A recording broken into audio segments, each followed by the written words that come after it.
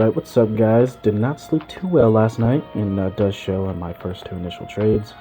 I was going off that leftmost swing high where that blue delta is, but saw Dawn Flip, I entered.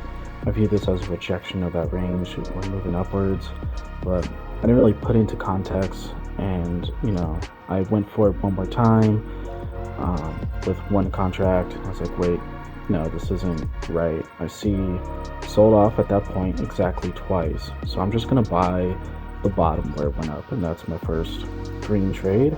I put 3 contracts on there for MNQ, and that brought me back pretty much, as you see here. And I don't really care that it broke out and whatever. That wasn't what I was going for. I was going for just top of range. That was right there. So I'm trying to move forward with the day, taking a little bit of notes of what I've been learning previously, which is just stick to your ranges, and if it's not ranging, just chill out, bro. So I was doing dishes and whatnot and cleaning up around the house, and I saw some ranges here. I saw what looked like a higher low after some exhaustion on my delta map. I entered in a position. I get stopped out a-okay. I enter right where I get stopped out pretty much, and it works in my favor. I hop out at that previous point of resistance right there at the top, and then it totally liquidates and smashes down, which that part, my lord, irked. Let me show you. Okay, so I initially entered on the first point where that delta map flip happens. I see we push one more time really hard.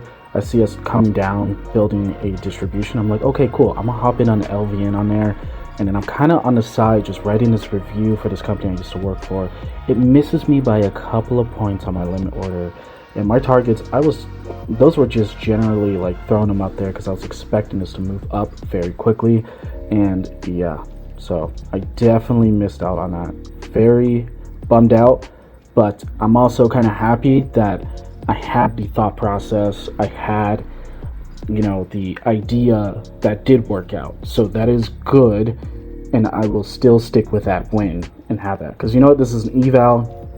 Once this eval blows up, which I have a confidence it probably is going to blow up, I'm gonna stick on sim trading with no evals until I'm like 2 weeks green, and then once I can prove to myself that I'm consistently doing this in that process, that's when I'll get an eval and then work to get that eval funded or into a funded account, and then go from there, because it's just not a good cost to spend money on evals if you're just blowing them up.